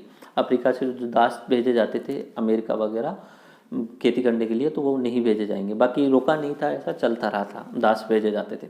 ओके, उसके बाद में हम बात करते हैं इसमें ही क्या होगा। बोला बर्लिन सम्मेलन के कारण यूरोपीय देशों ने बिना टकराव के अफ्रीका में यथासंभव तीव्रता से एवं शांतिपूर्ण तरीके से नव साम्राज्यवाद का विस्तार कर लिया। यूरोपीय देशों द्वारा बर्लिन कॉन्फ्रेंस में सफ़ेद कागज पर लकीरें खींचकर बिना किसी युद्ध के अफ्रीका का बंटवारा कर दिया गया। ये IAS मेंस का क्वेश्चन था। ठीक है, उसमें पूछा गया था कि अफ्रीका का बंटवारा बिना किसी युद्ध के शांतिपूर्ण तरीके से एक सफ़ेद कागज पर लकीरें खींचकर किया गया था, समझाइए। इस तरीके से था, तो आप इसे समझा सकते हैं। आई थिंक ये आईएएस मेंस का क्वेश्चन था। ओके, आपको समझ में आ गया होगा। अफ्रीका का बंटवारा, शुरुआत खोज कौन कर रहा है? 1870 तक वहाँ पे सिर्फ 10% यूरोपीय साम्राज्य था। खोज करने के लिए वहाँ पे धर्म प्रचारक जा रहे हैं, ठीक है, लिविंगस्टोन और हेनरी स्टैनली। तो लिविंगस्टोन जो है उन्होंने विक्टोरिया, न्यासा झील, इन क्षेत्रों का खोज की। उसके बाद में हेनरी स्टैनली आते हैं। वो किसके कहने पे आते हैं? वो आते हैं बेल्जियम के शासक लियोपोल्ड के कहने पे, और उन्होंने कांगो क्षेत्र की खोज की। अब कांगो क्षेत्र में उन्होंने देखा बहुत सारे संसाधन हैं, तो बेल्जियम के शासक ने वहाँ पे अपना अधिकार जमा लिया। और जब बेल्जियम के शासक का अधिकार हुआ, बाकी देशों को पता चला, तो वो प्रतिस्पर्धा में आ गए। अब एक साथ में सब लड़ने लग जाएंगे, प्रतिस्पर्धा आएगी। तो उन्होंने बोला कि लड़ने की बजाय आपस में मिल बैठ के बांट लेते हैं, बहुत बड़ी जगह है, आराम से बांट लेंगे, कोई दिक्कत नहीं है। तो उन्होंने बर्लिन में कॉन्फ्रेंस बुलाया 1884 में। उसमें कुछ नियम बता दिए कि कोई अगर दावा कर रहा है किसी क्षेत्र का तो वास्तविक होना चाहिए। उसके बाद में वहाँ पे आप अधिकार तो कर लो, साथ साथ में प्रशासन भी लेके अच्छा सा प्रशासन, और वहाँ पे सुरक्षा जिम्मेदारी भी लेनी पड़ेगी। अन्य देशों को व्यापार की छूट देनी पड़ेगी, दासों का निर्यात बंद कर दिया जाएगा। तो वहाँ पे बर्लिन में बैठ के सभी ने अपनी लाइन खींच के बता दिया कि इस क्षेत्र पे हम अधिकार कर रहे हैं, क्योंकि हम वहाँ पहुँच चुके हैं। धीरे धीरे 1910 तक आते आते पूरे अफ्रीका पे यूरोपीय साम्राज्य का विस्तार हो गया। इसी को नव साम्राज्यवाद बोला जाता था। पुराने वाले जो थे, जैसे भारत पे आना या उधर इंडोनेशिया साइड में जाना, ये होता था साम्राज्यवाद, और ये सुनियोजित ढंग से किया गया 1870 के बाद में, इसे नव साम्राज्यवाद। ओके, अब बात करते हैं एशिया में साम्राज्यवाद। एशिया में साम्राज्यवाद में 2-3 पॉइंट आते हैं। एक तो आता है चीन का बंटवारा कैसे हुआ, ठीक है। दूसरा आता है भारत में भी साम्राज्यवाद का विस्तार, लेकिन ये मॉडर्न हिस्ट्री का हिस्सा हो जाता है, तो उसमें आपको पता ही होगा, तो इसे पढ़ना नहीं है। एशिया में एक देश ऐसा था जिसने खुद ने साम्राज्यवाद का विस्तार किया था। लास्ट लेक्चर में जब मैं औद्योगिकरण बता रहा था, तो आपको मैंने यह भी बताया कि जापान ने औद्योगिकरण कर लिया था। उनका राष्ट्रवादी मॉडल था, ठीक है। जितना ज़्यादा औद्योगिकरण, जितना ज़्यादा अर्थव्यवस्था मजबूत, उतना ही महान राष्ट्र। जापान ने औद्योगिकरण कर लिया था। तो सेम यूरोप वाली जो विचारधारा थी कि भाई उन्हें अब कॉलोनी चाहिए, जो उत्पादन बन रहा है उसे बेचने के लिए, कच्चे माल लाने के लिए, तो उन्होंने साम्राज्य विस्तार करना शुरू किया था। तो एशिया के जापान ने अन्य देशों पे कब्जा करना शुरू किया था। बाकी तो यूरोप वाले कर रहे थे, इधर की साइड में एशिया में जापान ने भी ऐसा करना शुरू कर दिया। तो इसमें 2 पॉइंट देखेंगे कि चीन में साम्राज्यवाद कैसे आया, और जापान के द्वारा जापान ने अन्य देशों में साम्राज्य विस्तार कैसे किया, दोनों देखेंगे। ओके, भारत में साम्राज्यवाद, ये आप ठीक है एक बार थोड़ा सा देख लेंगे। चीनी खरबूजे का बंदरगांठ देखेंगे, उसके बाद में जापान का साम्राज्यवाद देखेंगे। भारत में साम्राज्यवाद का विस्तार, मसालों तथा कपड़ों के व्यापार के लिए आए थे। बाद में भारत की कमियों को देखा, भारत के राजा आपस में लड़ रहे थे, तो भारत में ही यहाँ पे वो शासन करने लग गए थे। 1498 में वास्को डी गामा आया था, मैंने बता दिया था आज। ओके, उसके बाद में पुर्तगाली लोग आए थे सन 1505 में। डेटों में थोड़ा बहुत अंतर हो सकता है, कोई दिक्कत नहीं है। डच आए थे, ब्रिटिश आए थे, फ्रांसीसी आए थे। ओके, इस तरीके से लोग आए थे भारत में, और 300 साल भारत पर शासन किया था। बाकी आप देखना चाहें तो ये देख लीजिए, सन 1612 से सन 1757 तक ईस्ट इंडिया कंपनी थे भारत में व्यापार करने के लिए आए थे, और 1757 में जब युद्ध जीत गए थे प्लासी का, बक्सर का, तो उसके बाद में धीरे धीरे वो राजनीति में भी हस्तक्षेप करने लग गए थे। उसके अलावा सन 1757 से 1858 तक ब्रिटिश ईस्ट इंडिया कंपनी का रूल हो गया भारत में, ठीक है। उसके बाद में 1858 से 1947 तक ब्रिटिश राज आ गया था, यानी ब्रिटिश ईस्ट इंडिया कंपनी को भंग कर दिया गया था 1858 में, और उसके बाद में डायरेक्ट इंग्लैंड का भारत में शासन हो गया था, और ये 1947 में भारत जो है वो आज़ाद हो गया था। और ये भारत का साम्राज्यवाद विस्तार है। बाकी ये यहाँ पे इतना डिटेल में नहीं पढ़ सकते, बहुत बड़ा लेक्चर होता है। अगर आपको और समझना है इसे, तो मेरा world history India history modern history का क्रैश कोर्स है, वहाँ पे आप इसे देख सकते हैं। चीन में साम्राज्यवाद देखते हैं, चीनी खरबूजे का बंदरगांठ कैसे हुआ, ठीक है। देखो, प्राचीन समय में चीन भी भारत की तरह शक्ति संपन्न तथा समृद्ध राष्ट्र था। लास्ट लेक्चर औद्योगिकरण वाले में मैंने आपको एडिसन का एक आपको वहाँ पे दिखाया था, थॉमस मेडिसन वाला जो आपको ग्राफ दिखाया था, उसमें आपको समझाया था कि सन 1600 और 1700 तक पूरे विश्व में 2 ही देश सबसे ज़्यादा संपन्न थे, वो थे भारत और चीन। लेकिन धीरे धीरे उनका जो शासन व्यवस्था है वो कमज़ोर होती गई, और यूरोप वाले जो थे वो एक्स्ट्रा टेक्नोलॉजी पे जाते रहे थे। ओके, तो प्राचीन समय में चीन भी भारत की तरह शक्ति संपन्न समृद्ध राष्ट्र था, लेकिन 18वीं सदी तक आते आते चीन कमज़ोर हो चुका था। यूरोपीय व्यापारी अफीम एवं चाय का व्यापार चीन के साथ करते थे। ओके, अफीम और चाय का व्यापार करने के लिए चीन में जाते थे यूरोपीय व्यापारी। देखो चाय का व्यापार करने के लिए चीन में जाते थे और भारत में जितने भी चाय बागान थे उनका ज़्यादातर वहाँ पे बेचना होता था। अफीम भी बेचने ही जाते थे वो, ठीक है, खरीदने नहीं बेचने जाते थे। अफीम वगैरह वहाँ पे ज़्यादा यूज की जाती है। लेकिन चीन ने अफीम के आयात पर अधिक सीमा शुल्क लगा दिया। चीन के राजा ने अफीम जो आती थी उसके आयात पे सीमा शुल्क लगा दिया, यानी अब व्यापार को कम करना चाह रहे थे वो राजा वहाँ के, ठीक है। लेकिन ये अंग्रेजों को पसंद नहीं आया, तो अंग्रेजों ने क्या किया, अफीम के लिए आयात शुल्क को कम करने के नाम पे उन्होंने युद्ध किए चीनी लोगों से, ठीक है, चीनी के राजा से। तो 2 युद्ध हुए थे। 1839 में हुआ था, 1856 हुआ, प्रथम अफीम युद्ध हुआ, इसमें ब्रिटेन जीत गया। द्वितीय विश्व युद्ध हुआ जिसमें चीन फिर से हार गया। ओके, तो 2 युद्ध हुए 1839 और 1856 में अफीम के लिए।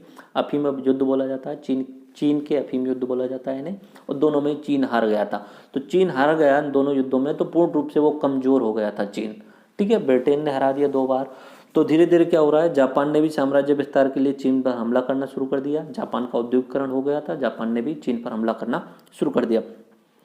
यूरोपीय देशों ने आपसी सहमति के साथ एक सामान्य नीति अपनाने का निर्णय लिया। इस नीति को प्रभाव क्षेत्र स्थापना, स्फीयर ऑफ इन्फ्लुएंस कहा, ठीक है। ये अभी अफ्रीका में भी यूज की थी उन्होंने और यहाँ चीन में भी यूज की है। इसे समझ लेते हैं प्रभाव क्षेत्र वाली नीति क्या है, अभी मैं आपको समझा देता हूँ। स्फीयर ऑफ इन्फ्लुएंस, ठीक है।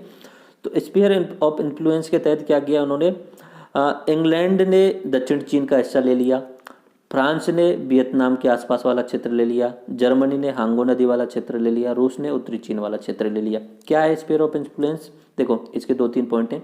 व्यापार के लिए चीनी सरकार से अनुमति की आवश्यकता नहीं है, ठीक है। अब व्यापार करना है तो चीनी की सरकार से आपको अनुमति नहीं लेनी है, जाओ डायरेक्ट व्यापार करो। और जैसे कि इंग्लैंड ने ये वाला क्षेत्र व्यापार के लिए स्पेशली ले लिया, इस पर कब्जा कर लिया, इधर की साइड में फ्रांस ने ये कर लिया, ठीक है। तो इनको कोई टैक्स नहीं देना है। ये स्फीयर ऑफ इन्फ्लुएंस की, ये मिलकर यूरोपीय देशों ने एक नीति बनाई थी स्फीयर ऑफ इन्फ्लुएंस की, ठीक है। इसमें कोई कर नहीं देना है चीनी सरकार को, ओके। उसके अलावा ज़मीन भी खरीद सकते हैं ये जो देश हैं, इंग्लैंड वाले दक्षिण चीन में खरीद सकते हैं कहीं भी, फ्रांस वाले वियतनाम वाले क्षेत्र में, जर्मनी हांगो नदी का क्षेत्र जो है उस, रूस वाले उत्तरी चीन वाले क्षेत्र में, ओके।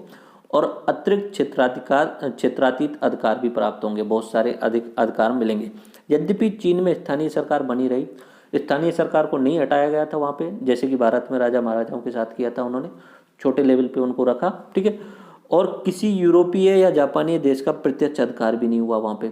ये जो अधिकार हैं ये प्रभाव क्षेत्र वाले अधिकार हैं, यानी व्यापार में कोई टैक्स नहीं देना है। उन्होंने ये इस वाले क्षेत्रों में अधिकार पूर्ण रूप से कर लिए थे कि यहाँ पे जैसे कि इंग्लैंड ने दक्षिण चीन वाले क्षेत्र में अधिकार किया है, राजा का हिस्सा तो है लेकिन व्यापार करने में टैक्स नहीं देंगे, ठीक है, पूछेंगे नहीं राजा से ज़मीन खरीदने के लिए, और उसके अलावा और सारे भी अधिकार जो थे उनको मिल गए थे। डायरेक्टली उन्होंने शासन नहीं किया अंग्रेजों ने चीन में, लेकिन इनडायरेक्टली जैसा भारत में उन्होंने किया था, ओके। यद्यपि चीन में स्थानीय सरकार बनी रही, किसी यूरोपीय और जापानी देश का प्रत्यक्ष अधिकार नहीं हुआ, लेकिन चीन की सरकार की संप्रभु शक्ति कमजोर होती चली गई, जैसे भारत के राजाओं के साथ में किया था। इसी व्यवस्था को चीनी खरबूजे की बंदरगांठ कहा जाता है। लूट रहे हैं एक तरीके से, व्यापार में कोई टैक्स नहीं दे रहे, जो मन में आ रहा है वो व्यापार कर रहे हैं वहाँ पे, और अफीम तो वहाँ पे जाके बेच रहे हैं मनमाने दामों पे, ओके। उसके अलावा 1898 और 99 में यूरोप और यूएसए के द्वारा मुक्त द्वार की नीति अपनाई गई। इसमें क्या बोल दिया गया कि चीन के बंदरगाहों को मुक्त व्यापार क्षेत्र घोषित कर दिया गया। चीन के जितने भी बंदरगाह हैं वहाँ पे कोई भी देश आ सकता है, यूरोप का या यूएसए का, और वहाँ पे बिना किसी टैक्स के अपना माल उतार सकता है या ले जा सकता है। तो यूरोप के बंदरगाह जो फ्री कर दिए गए, बंदरगाह जो होते हैं उन पे नॉर्मली ड्यूटी लगाई जाती है, इंपोर्ट एक्सपोर्ट ड्यूटी लगाई जाती है, बट वहाँ पे फ्री कर दिए गए, सीमा शुल्क वगैरह खत्म हो गया, ओके। और अमेरिका और जापान ने भी इसका फ़ायदा उठाया। यूरोप ने तो उठाया ही फ़ायदा, यूरोप के साथ में अमेरिका ने भी उठाया और जापान ने भी इसका फ़ायदा उठाया, ठीक है। तो यूरोप, अमेरिका और जापान ने चीन का जो खरबूजा था पूरे का, उसका अपनी मन मर्जी से बंदरबांट किया, व्यापार किया, जहाँ भी चाहते थे वहाँ पे कोई टैक्स दिए बिना। एक तरीके से जो भारत में होता ना, सेम राजाओं के साथ में। अब भारत के जो अलायंस संधि होने के बाद में एक तरीके से पपेट राजा थे, जिसे बोल सकते हो आप तोता वाला राजा, कि भाई जो अंग्रेज करवाना चाहते थे वही करते थे। भले जैसे राजपूताना वाला क्षेत्र है, कोई अधिकार नहीं था इनके पास में, अंग्रेज जो चाहते थे जिस तरीके से चाहते थे लूटते रहते थे, ओके। तो सेम उन्होंने वहाँ चीन में किया था, तो उसमें अमेरिका ने और यूरोप ने भी हिस्सा लिया था अपना, तो वो पूरा खरबूजे का बंदरबांट किया था, ओके। तो ये चीन की कहानी है। चीन की कहानी आपको समझ में आ गई होगी। चीन शुरुआत में भारत की तरह समृद्ध था, लेकिन धीरे धीरे कमज़ोर हो गया। ठीक है। अब कमज़ोर हो गया, उसके बाद में उस समय अफीम का व्यापार करने के लिए इंग्लैंड से या यूरोपीय देश जाते थे। तो वहाँ के राजा ने अफीम व्यापार के रोक करने के लिए वहाँ पे सीमा शुल्क बढ़ा दिया। इससे नाराज होकर ब्रिटेन के लोगों ने वहाँ पे 2 बार युद्ध किए, अफीम युद्ध किया 1839 में और 1853 में। ओके, 1839 और 1856 में 2 युद्ध किए थे, और उन दोनों युद्धों में चीन हार गया तो और कमज़ोर हो गया। अब और कमज़ोर हो गया तो अब मन मर्जी जो करना चाहें वो इंग्लैंड वालों ने और यूरोप वालों ने किया। उन्होंने सबने मिलके एक नई नीति बनाई, स्फीयर ऑफ इन्फ्लुएंस, प्रभाव क्षेत्र की नीति, और पूरे चीन का उन्होंने एक तरीके से पूरा फायदा उठाया। और उनमें 1898-99 में मुक्त द्वार नीति भी लेके आ गए थे। चीन के जितने भी बंदरगाह हैं वो सभी यूरोपीय देशों के लिए, अमेरिका और जापान के लिए खुले छोड़ दिए गए। और बाकी 1910 के बाद में जापान ने चीन को बहुत बुरी तरीके से मारा था मंचूरिया वाले क्षेत्र में। ओके, अब जापान द्वारा साम्राज्यवाद देखते हैं कैसे हुआ था। औद्योगिक क्रांति की सफलता के बाद जापान को साम्राज्य विस्तार की आवश्यकता महसूस हुई। समझाया मैंने लास्ट लेक्चर में औद्योगिक क्रांति उन्होंने कैसे कर ली थी, क्योंकि साम्राज्य विस्तार की जो आवश्यकता क्यों महसूस हुई। कच्चा माल की आपूर्ति करनी थी उन्हें, बड़े बाजार की पूर्ति करनी थी, वित्त निवेश का क्षेत्र ढूंढना था, जो उनका पैसा आ रहा था उसे निवेश करना था, और लूटना था दूसरे देश को, और लोगों को बचाया जा सके। तो ये 4 कारण थे। 4 कारण क्या, वो पूरे लेक्चर में यही बताया मैंने क्या क्या कारण थे साम्राज्यवाद विस्तार के, और वो सेम कारण जापान के लिए अप्लाई भी हो रहे हैं। ओके, तो सर्वप्रथम चीन पर हमला करके उन्हें चीन वाले क्षेत्र को जीत लिया। बाद में यूरोपियों के प्रभाव क्षेत्र की व्यवस्था को अपना लिया, अभी बताया था स्फीयर ऑफ इन्फ्लुएंस वाली, उसको अपना लिया उन्होंने। ठीक है, कि कोई एक अपना क्षेत्र बता दो कि इस क्षेत्र पे हमारा अधिकार है, हम यहाँ पे व्यापार करेंगे, और दूसरे देशों को भी दे दो कि हाँ आप व्यापार करने के लिए आ सकते हो, आपसे हम टैक्स ले सकते हैं, ये होगा ना नियम। ओके, 1904-05 में जापान ने रूस को हटाकर मंचूरिया क्षेत्र पर कब्जा कर लिया।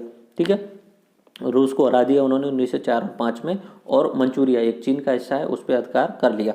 और वर्ल्ड वार सेकंड में जापान ने एशियाई वासियों के लिए ऐसा नारा दिया उन्होंने, दिखाने के लिए एशिया जो है वो एशिया वासियों के लिए। जब वर्ल्ड वार सेकंड चल रहा था तो जापान, इटली और जर्मनी एक साइड में थे।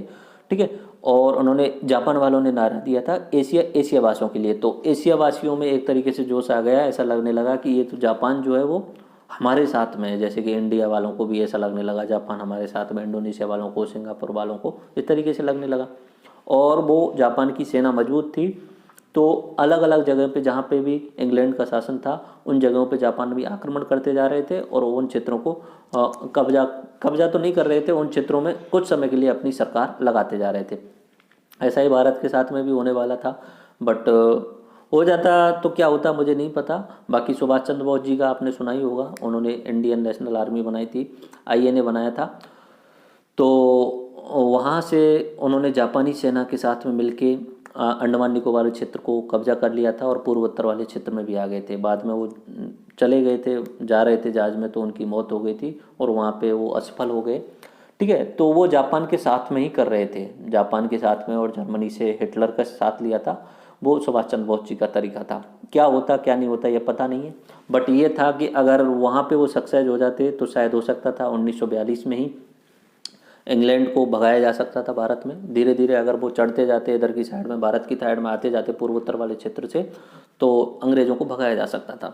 बहुत सारी, ये बहुत बड़ा एक इश्यू होता है कि अगर सुभाष चंद्र बोस जी वहाँ पे जीत जाते उस क्षेत्र में, मणिपुर वाले क्षेत्र में जीतने के बाद में आगे और बढ़ जाते, वहाँ पे कुछ परिस्थितियाँ ऐसी हो गई थी कि उन्हें हार गए थे और भागना पड़ा था। तो अगर वहाँ पे जीत जाते तो भारत की क्या परिस्थिति होती, सुभाष चंद्र बोस जी प्रधानमंत्री बनते और क्या क्या चेंज हो सकते, तो ये पूरा अलग डिबेट का इश्यू है। ओके, तो इन्होंने जब नारा दिया था तो उनके साथ में भी एशियाई लोग हो गए थे। तो वास्तविकता में जापान इस नारे के माध्यम से एशिया में यूरोप और USA के प्रभाव क्षेत्र को कम करना चाहता था और साम्राज्य जापान का वर्चस्व स्थापित करना चाहता था। युद्ध के दौरान जापान ने Philippines, Taiwan, Malaysia, Burma, Vietnam, Singapore, Indonesia वाले क्षेत्रों पर अपना प्रभाव स्थापित कर लिया था। यहाँ पे जो जो यूरोपीय देश थे उनको भगा दिया था। ठीक है, और वर्ल्ड वार सेकंड में हार के बाद जापान के इतिहास की दिशा मुड़ गई और अपने साम्राज्य विस्तार की नीति को त्याग उन्होंने कर दिया। वर्ल्ड वार सेकंड हार गए थे वो, जब हिरोशिमा और नागासाकी पे बम गिराए 6 अगस्त और 9 अगस्त को अमेरिका के द्वारा, तो सरेंडर कर दिया। और सरेंडर करने के बाद में सारी की सारी सेना वापस बुला ली, और जो कुछ संधि हुई थी कि जापान सेना नहीं रख सकता वो UN के द्वारा की गई थी। तो वो उसके बाद में जापान का साम्राज्य विस्तार वाला जो मॉडल था वो खत्म हो गया और जापान अपने ही देश में सीमित हो गया। ठीक है, अब साम्राज्यवाद का प्रभाव देखते हैं। ओके, उपनिवेशों पर क्या प्रभाव पड़ा और साम्राज्यवादी देशों पर क्या प्रभाव पड़ा। एक तो साम्राज्यवादी देश है यानी शक्तिशाली राष्ट्र है, और एक है उपनिवेश जहाँ पे जाके वो शासन करने वाले हैं यानी निर्बल राष्ट्र है। दोनों पे प्रभाव पड़ने वाले हैं, दोनों पे पॉजिटिव नेगेटिव प्रभाव पड़ने वाले हैं। देखते हैं, पहले देखते हैं उपनिवेशों पे क्या प्रभाव पड़ा। देखो, इसमें नकारात्मक प्रभाव पहले देखते हैं, ठीक है। उपनिवेशों का शोषण व उत्पीड़न हुआ था, जैसे कि भारत के साथ में हुआ था। ओके, राजनीतिक स्वतंत्रता वंचित कर दिया गया इन देशों को, ठीक है, ये आपको समझ में आ ही रहा होगा। मूल निवासियों का उन्मूलन या उनको हटा दिया गया, जैसे कि अमेरिका के साथ में हुआ था। अमेरिका में वहाँ पे कॉलोनियाँ बनाई, और वहाँ पे जो उनके मूल निवासी थे, जो वहाँ के रेड इंडियन, मूल निवासी रेड इंडियंस बोला जाता है उन्हें, तो वहाँ के जो पिछले 1000 सालों से रह रहे थे आदिवासी रूप में, उन सबको उन्हें या तो मार दिया गया या उन्हें भगा दिया गया। और दूसरी खास इंपॉर्टेंट बात ये थी कि यूएसए वाला जो उत्तरी अमेरिका वाला जो क्षेत्र था, वहाँ पे जो आदिवासी जो लोग रहते थे, रेड इंडियंस जो लोग रहते थे, उनको यूरोपीय लोग जब जाते थे तो उनके साथ में कुछ ना कुछ ऐसे वायरस वगैरह चले जाते थे कि आदिवासी लोग उनको सहन नहीं कर पाते, तो बीमारियां अपने साथ में लेके गए थे और बीमारियों के कारण वो मर गए थे। यूरोपीय लोग तो उन बीमारियों को सहन कर पाते थे, लेकिन वो सहन नहीं कर पाते थे, उनके अंदर वो इम्यून सिस्टम नहीं था, रोग प्रतिरोधक क्षमता नहीं थी आदिवासियों के अंदर, तो वहाँ मर गए थे या उन्हें बंदूक से मार दिया गया था, ठीक है। तो जो मूल निवासी थे उनको हटा दिया गया था, ठीक। अभी जैसे अमेरिका में देखें तो मूल निवासी नाम मात्र के मिलेंगे, 0.1% से भी कम है। ओके, सांस्कृतिक रूप से नुकसान किया, भारत में हुआ जैसे कि सांस्कृतिक रूप से नुकसान किया। लोगों को धर्म और जाति के नाम पे बांट दिया गया, हिंदू मुस्लिम ऐसे करके बंटवारा करो राज करो, बांट करो और राज करो, ये नीति थी अंग्रेजों की। ओके, सकारात्मक परिणाम क्या रहे, पुनर्जागरण के आदर्श जो है उनका प्रचार होने लग गया, यहाँ पे भारत में भी आया, राजा राम मोहन राय द्वारा शुरुआत की गई थी। शिक्षा, स्वास्थ्य एवं संचार में प्रगति हुई, हाँ ये हुआ, लेकिन किस किस पे, लूट के उस पे। और ये सब क्यों कर रहे थे अंग्रेज, शिक्षा और स्वास्थ्य, ये इसलिए कर रहे थे कि और तेजी से लूटा जा सके। शिक्षा क्यों लेके आए थे भारत में, मैकाले क्यों लेके आए थे, लॉर्ड मैकाले 1835 में, ताकि भारत में एक ऐसी जाति बना दी जाए, ऐसी ब्रीड बना दी जाए, ऐसी संकरित प्रजाति बना दी जाए जो सिर्फ और सिर्फ अंग्रेजों की गुलामी करे, क्लर्क बनाए और जो अंग्रेज कहना चाहें वो करें। तो इंग्लिश पढ़े लिखे गंवार जिसे बोल सकते हो, और वो अब तक चला आ रहा है भारत में सिस्टम, ठीक है। कृषि व उद्योगों का भी विकास करने की कोशिश की, सिंचाई वगैरह सिस्टम, लेकिन वो जिस उम्मीद पे होना चाहिए था, जो उस समय राजा को या सरकार को करना चाहिए, वो नहीं था। वो सिर्फ दिखावे के लिए। कृषि में भी विकास क्यों कर रहे हैं, ताकि नहरें क्यों बनाई जा रही हैं, अपना बांध क्यों बनाए, ताकि अधिक खेती हो और अधिक खेती में से अधिक टैक्स लिया जा सके, यानी अपने फायदे के लिए सब कर रहे हैं। ओके, लोकतंत्र, धर्मनिरपेक्षता, मानववाद, राष्ट्रवाद, ये प्रवृत्तियों का विकास हुआ। वहाँ की यूरोप वाली विचारधाराएं भारत में भी आने लग गई थी ये, ठीक है। अब साम्राज्यवादी देशों पर क्या प्रभाव पड़ा, पॉजिटिव और नेगेटिव दोनों ही देखेंगे। सकारात्मक प्रभाव क्या पड़ा, आर्थिक समृद्धि तीव्र गति से हुई, उनका तो तेज गति से विकास होने वाला है क्योंकि वो तो लूट रहे हैं। साम्राज्यवादी देश जो है वो उपनिवेश जो देश है उनका, उसको लूट रहे हैं। ओके, औद्योगिक क्रांति तीव्र गति, भारत जैसा उपनिवेश अगर इंग्लैंड के पास में नहीं होता तो औद्योगिक क्रांति इतनी तीव्र गति से नहीं हो पाती। ओके, यूरोपीय राजनीतिक श्रेष्ठता साबित होने लग गई पूरे विश्व में, कि यूरोप वाले ही साहब कहीं पे भी जाकर के आक्रमण कर सकते हैं और वहाँ पे जीत सकते हैं, और हुआ भी एक्चुअली में यही था, उन्होंने किया ऐसा ही, पूरे विश्व में अपना शासन फैला दिया। यूरोप के धर्म एवं सभ्यता का विस्तार पूरे विश्व में हो गया, ईसाई धर्म का प्रचार पूरे विश्व में हो गया, ठीक है, ईसाई धर्म का प्रसार हो गया। ओके, अब नकारात्मक बातों पे देखते हैं क्या क्या नकारात्मक परिणाम हुए इनके। इनकी शोषक व उत्पीड़क छवि बन गई, वो तो बननी ही थी ऑटोमेटिक, भाई कर क्या रहे हैं, वो शोषण ही तो कर रहे हैं। तो जो जैसे भारत जैसे देश है हमारे अंदर, उनकी शोषक छवि बन गई, यार ये शोषण करने वाले लोग हैं हमेशा, भले ही बात ये किसी मानवतावाद की करें किसी की, लेकिन ओरिजिनलिटी में तो शोषण कर रहे हैं, ठीक है। साम्राज्यवाद की प्रतिष्ठा में आपसी युद्धों को भी जन्म दिया। इनमें खुद में यूरोप में जो देश हैं उनमें बहुत सारे आपस में युद्ध हुए थे आपस में। कभी इंग्लैंड फ्रांस से लड़ रहा है, फ्रांस कभी जर्मनी से लड़ रहा है, जर्मनी इंग्लैंड से लड़ रहा है, स्पेन में फ्रांस में युद्ध हो रहा है। ये सब साम्राज्य विस्तार के ही कारण तो ये हुए थे, और इन सब का ही मान लो आगे धीरे धीरे बढ़ के प्रथम विश्व युद्ध और द्वितीय विश्व युद्ध भी हुए थे। ये कर्म का सिद्धांत है, और उन्होंने बहुत ज़्यादा नुकसान भी झेलना पड़ा था, ठीक है। जो जिसके साथ जैसा करता है उसके साथ खुद के साथ भी वैसा ही होता है, और एक्सट्रीम किसी भी चीज़ का बहुत ज़्यादा नुकसानदेह होता है। उन्होंने एक्सट्रीम ही कर दिया था, वो सब कुछ अपने आप को सर्व समझने लग गए थे, ठीक है। किसी का सुनना नहीं, किसी का कोई वो नहीं, शोषण ही शोषण कर रहे थे, और आपस में ही लड़ बैठे खुद। प्रथम विश्व युद्ध भी हुआ, द्वितीय विश्व युद्ध भी हुआ, बहुत ज़्यादा नुकसान हुआ, ठीक है। अब जैसे कि भारत का शोषण किया है इन्होंने, ठीक है, बट प्रथम विश्व युद्ध और द्वितीय विश्व युद्ध दोनों को मिला लेना तो जितने लोग उनमें युद्धों में मरे हैं इतने तो बहुत सारे इतिहास में नहीं मरे होंगे। 6-6 करोड़ लोग मर गए द्वितीय विश्व युद्ध में, पूरे यूरोप की ऐसी हो गई थी द्वितीय विश्व युद्ध में। ओके, तो दूसरों का बुरा करने वाले खुद के साथ में भी बुरा होता है, ये सब हुआ था। 2 विश्व युद्ध हुए। ओके, तो ये नकारात्मक परिणाम आपको समझ में आ गए होंगे। ये किसके परिणाम देखे हमने, साम्राज्यवाद का प्रभाव, पॉजिटिव और नेगेटिव, वो कहाँ कहाँ पे देखे थे, एक तो जो प्रबल देश है और एक निर्बल देश। ओके, अब यहाँ पे कुछ शब्दावली है वो देख लेते हैं। एक शब्द है सामाजिक डार्विनवाद। ओके, डार्विन एक जीव वैज्ञानिक था, डार्विन था एक बायोलॉजिकल साइंटिस्ट था। तो उन्होंने बोला था, ये डार्विन का एक बहुत फेमस थ्योरी है, बहुत ही ज़्यादा फेमस, आपने भी पढ़ी होगी, सर्वाइवल ऑफ द फिटेस्ट। ठीक है, एक्चुअली में 2 विचारधाराओं पे सबसे ज़्यादा लड़ाई होती है। अभी इतना ज़्यादा नहीं समझाना है मुझे यहाँ पे, फिर भी थोड़ा बेसिक समझाता हूँ। उनका जो था survival of the fittest and struggle for the existent, ये उनकी विचारधारा थी। जो सर्वश्रेष्ठ होगा ना वही जीवित रह सकता है, बस सीधा सीधा बात ये थी उनकी। Okay, survival of the fittest, जो सर्वश्रेष्ठ होगा वही जीवित रह सकता है। उन्होंने ये बात बोली थी बायोलॉजी के लिए, यानी प्राणियों के लिए। उन्होंने बोला था कि कैसे जिराफ जो है उनकी गर्दन लंबी हो गई, कैसे सर्पों के जो पैर थे वो खत्म हो गए, मतलब उनका रेंगना वगैरह ये कैसे हो गया, और कैसे मनुष्य सबसे आगे आ गया, कैसे आ गया। तो ये सर्वाइवल ऑफ द फिटेस्ट, जो संघर्ष करके सबसे ज़्यादा सर्वश्रेष्ठ साबित करेगा, जो मेहनत करेगा वही जीवित रह पाएगा। और ये सबसे ज़्यादा मानी हुई थ्योरी है पूरे विश्व में। डार्विन ने सिद्धांत दिया था कि कैसे जल के अंदर जो प्राणी था उससे, जैसे मछली था, उसके बाद में वो ऐसा जानवर बना जो मगरमच्छ टाइप का, जो ज़मीन पर भी आके चलने लग गया था। मतलब उसे मजबूरियों में अपने आप को फिट करना था। अगर वो मजबूरियों के हिसाब से, परिस्थितियों के हिसाब से फिट नहीं कर पा रहा है अपने आप को, तो उसका खात्मा हो जाता था। ऐसा उन्होंने बोला कि आप जैसी परिस्थितियाँ हैं उसके हिसाब से अपने आप को फिट कर लो, नहीं कर पाओगे तो तुम खत्म हो जाओगे, ये उन्होंने बोला था। तो इनका एक ही बात थी, survival of the fittest and struggle of the existent. अगर जीवित रहना है तो संघर्ष करना पड़ेगा। तो ये उनकी विचारधारा थी। ओके, ये आपको समझ में आ गया होगा। बाकी देखो, डार्विन और एक है कार्ल मार्क्स।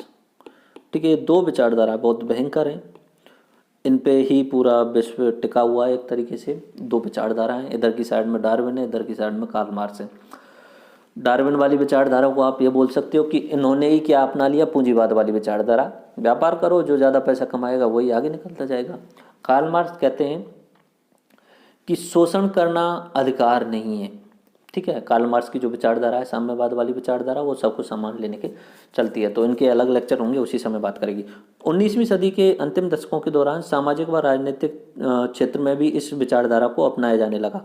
अब तक तो जो उन्होंने जो विचारधारा दी थी डार्विन ने, वो जो विचारधारा दी थी वो किसके लिए दी थी, बायोलॉजी के लिए। ठीक है, अब किस पे अपनाया जाने लगा, सामाजिक और राजनीतिक। भाई जो फिटेस्ट ऑफ द सर्वाइवल है, जो ज़्यादा लड़ सकेगा, जिसके पास में ज़्यादा सेना होगी, और जो शासन करना चाहेगा, जो ताकतवर होगा वही शासन, जिसके हाथ में लठ होगा वही शासन कर सकता है। तो ये किस में आ गई अब, राजनीतिक और सामाजिक में। पहले तो क्या जीवन जीने पे ही था। ओके, इससे जातीय श्रेष्ठता और राष्ट्रीय प्रभुत्व की स्थापना करते हुए महान देश बनने की संकल्पना पूरे यूरोप में मजबूत हो गई। इससे उग्र राष्ट्रवाद ने साम्राज्यवाद और विश्व युद्धों की रूपरेखा तैयार की। साम्राज्यवाद तो बढ़ रहा था, उग्र राष्ट्रवाद भी बढ़ रहा था कि हम ही सर्वश्रेष्ठ हैं। जर्मनी वाले बोल रहे थे कि we are the top leader, हम सर्वश्रेष्ठ हैं। फ्रांस वाले बोल रहे थे कि हम ही सर्वश्रेष्ठ हैं, वी आर सुपीरियर। इंग्लैंड वाले अलग से बोल रहे थे। तो डार्विन वाली जो सोच थी उसको लेके आ रहे थे कि फिटेस्ट ऑफ द सर्वाइवल, जो ज़्यादा ताकतवर, जो ज़्यादा लठ वाला, वही आगे शासन कर पाएगा। और उन्होंने राष्ट्रीय विचारधारा की बात आई चुकी थी, राष्ट्रवाद वाली। तो पूरे यूरोप में आपस में संघर्ष होने लग गए थे, और जिनकी परिणति आपको अगले 2 लेक्चर्स में मैं बताने वाला हूँ, विश्व युद्ध उनमें देखने को मिली थी। ओके, अब एक शब्द आता है वाइटमैन वर्धन थ्योरी, श्वेत जाति पर भार। समझा चुका हूँ, देखते हैं क्या हुआ। ये जो थ्योरी दी थी रूडियार्ड किपलिंग के द्वारा प्रस्तुत की गई थी। ओके, श्वेत वर्ण के लोग सभ्यता के विकास में आगे निकल गए हैं, उन्होंने बोला था रूडियार्ड किपलिंग ने। अब इन लोगों को, अश्वेत वर्ण के लोगों को भी सभ्य बनाने और उनकी जीवन दशा में सुधार करने का दायित्व अपने कंधों पे ले लेना चाहिए, ये इन्होंने बोला है। ओके, साम्राज्यवाद की विचारधारा को इससे मजबूती मिली। आगे समझ में, वास्तव में यह सोच जो थी श्वेत लोगों द्वारा की गई लूट को छुपाने का तरीका थी। ठीक है, इसे बोला जाता है व्हाइट मैन्स प्लंडर, और जो थ्योरी थी वो व्हाइट मैन्स बर्डन। तो लूट रहे थे वो सभी देशों को, यूरोप वाले जो देश थे वो अफ्रीका में देशों को लूट रहे थे, भारत में, एशिया में जितने भी, इंडोनेशिया, चीन वगैरह, इन सबको लूट रहे थे। अब इस लूट वाली थ्योरी को छुपाने के लिए उन्होंने एक नई थ्योरी दे दी थी, वाइट मैन्स बर्डन, कि भाई हम जो हैं वो विकास करते करते हम आगे निकल आए हैं और हम बहुत ज़्यादा सभ्य हो गए हैं। अब हमारी जिम्मेदारी है कि ये जो असभ्य लोग हैं, जो इनका रंग सांवला या काला है, इन सबको सभ्य बनाना हमारी जिम्मेदारी है। तो ये श्वेत वर्ड, वाइट मैन्स बर्डन था, श्वेत जाति पर भार था। ओके, आई थिंक ये आपको समझ में आ गया होगा। और आपको अगर ये पूरी लेक्चर सीरीज अगर देखनी है तो यूडेमी पे ये मेरा टीचर होने का लिंक है, वहाँ पे इस पे जाएंगे तो जो जो कोर्स वहाँ पे बने हुए हैं, जैसे ज्योग्राफी का कोर्स मैंने बनाया हुआ है, उसके साथ में वर्ल्ड हिस्ट्री का भी ये है ही, उसके बाद में और नए नए जो कोर्स लेके आऊँगा, वहाँ पे क्या है सिस्टमेटिक ढंग से आपको मिल जाएगा, लेक्चर 1, 2, 3, उनके साथ में वहाँ पे PDF भी आपको मिल जाएगी, तो वहाँ पर आप जाके देख सकते हैं और वहाँ से PDF वगैरह, वीडियो वगैरह भी डाउनलोड की जा सकती है। ओके, तो एक बार हमसे फिर से रिवाइज करते हैं। रिवाइज करने से पहले मैं आपको वो मैप दिखाता हूँ जहाँ पे उनका विस्तार हुआ था। शुरुआत में मैंने आपको बोला था, लास्ट में चलते चलते हम दिखा देंगे कैसे साम्राज्यवाद का विस्तार हुआ। देखिए, ये वाला जो देश मैंने आपको बताया था, इंग्लैंड वाला, इन्होंने यहाँ पे अधिकार कर लिया। मैं कलर चेंज कर देता हूँ एक बार, ठीक है। यहाँ पे अधिकार कर लिया। ये वाला पूरा किसका है? अफ्रीका में किसका शासन हुआ? ये इंग्लैंड वालों का शासन हो गया। इंग्लैंड वालों का यहाँ पे अरब पेनिनसुला में यहाँ पे भी अधिकार है। ओके, ये इंडिया पे तो है ही इनका, ऑस्ट्रेलिया पे भी अधिकार है, इधर की साइड में कनाडा वाले क्षेत्र में भी अधिकार है। ओके, अब बात करते हैं दूसरे नंबर पे, ये जो देश है, एक सेकंड मैं यहाँ पे बता देता हूँ। ओके, ये जो देश है ये वाला, ये है फ्रांस। फ्रांस ने पूरे अफ्रीका में दूसरे नंबर पे पहुंचा था। ये वाला पूरा जो क्षेत्र है फ्रांस ने अधिकार कर लिया था, अफ्रीकी बंटवारा किया था। देखो, चीन का जो यहाँ पे मैंने अभी लगाया, जहाँ पे मैप है उसमें लगा नहीं है, चीन का डायरेक्ट अधिकार नहीं था। भारत पे तो डायरेक्ट अधिकार था, अफ्रीका में यहाँ पे डायरेक्ट अधिकार। चीन में क्या किया था उन्होंने, राजा तो रहे थे, इन्फो जो था प्रभाव क्षेत्र वाला जो नियम था उसको अपना लिया था, कि जैसे यहाँ पे, जैसे इंग्लैंड वालों ने कब्जा कर लिया तो यहाँ पे वो राजा को ना टैक्स देंगे, वो सीधा सीधा जो मन मर्जी आए वो व्यापार कर सकते हैं और ज़मीन ले सकते हैं। ये था, राजा था वहाँ पे। ओके, तो यहाँ पे उस मैप में दिखाया नहीं गया है चीन में कैसे हुआ, तो चीन का तो उन्होंने फ़ायदा उठाया था। ये वाला जो क्षेत्र है वो मंचूरिया वाला क्षेत्र है, यहाँ पे जापान ने अधिकार कर लिया था। ये कोरियन पेनिनसुला है, जहाँ पे भी जापान ने अपना अधिकार कर लिया था। ओके, इसके अलावा ये आप देख सकते हैं जर्मनी है। जर्मनी ने जो शासन किया है वो इस वाले क्षेत्र पे किया है, ये कांगो बेसिन, ठीक है, कांगो बेसिन के पास वाला। ओके, तो इस तरीके से आपको ये पूरा समझ में आ गया होगा। आई थिंक ये पूरा आपको समझ में आ गया होगा। बाकी और देश हैं तो आप ये PDF डाउनलोड करेंगे तो अच्छे तरीके से समझ लेंगे। एक बार फिर चलते चलते हम रिवाइज कर लेते हैं हमने क्या क्या पढ़ा। सबसे पहले हमने डेफिनेशन देखी उपनिवेशवाद, साम्राज्यवाद और नव साम्राज्यवाद की। ओके, फिर इनके प्रेरक तत्व देखे और नव साम्राज्यवाद का कारण क्या था ये भी देखा था। अफ्रीकी बंटवारे की कहानी हमने अच्छे तरीके से समझाई थी। बेल्जियम के शासक लियोपोल्ड हेनरी स्टैनली, आपको समझ में आया होगा। बर्लिन कॉन्फ्रेंस 1884 और अफ्रीका का बंटवारा तीव्र गति से 30-40 साल में पूरा कर दिया गया था। ओके, एशिया में चीन का बंदरवाट कैसे किया गया समझाया। एशिया में जापान का साम्राज्यवाद विस्तार कैसे हुआ यह समझाया। औद्योगिकरण के बाद में चीन वाले क्षेत्र पर अधिकार करना शुरू किया। उसके बाद जब द्वितीय विश्व युद्ध हुआ तो उन्होंने बोल दिया एशिया वासियों के लिए, तो उस नारे का सहारा लेते हुए एशिया के बहुत सारे क्षेत्रों पे उन्होंने अधिकार कर लिया था। लेकिन वो द्वितीय विश्व युद्ध में हिरोशिमा नागासाकी पे जो बम गिरे उसके बाद में उन्होंने सरेंडर कर दिया और वो पीछे हट गए थे। ओके, साम्राज्यवाद के प्रभाव और परिणाम हमने देखे दोनों जगह पे, और ये नई नई शब्दावली हमने देखी, सामाजिक डार्विनवाद और स्वेज जाति प्रभाव। आई थिंक ये आपको लेक्चर समझ में आ गया होगा, उम्मीद करता हूँ। और बाकी आप वहाँ पे यूडेमी पे जाके देख सकते हैं। सो अब मैं इस लेक्चर को यहाँ पे ख़त्म करता हूँ। राम राम सा, धन्यवाद, जय हिंद।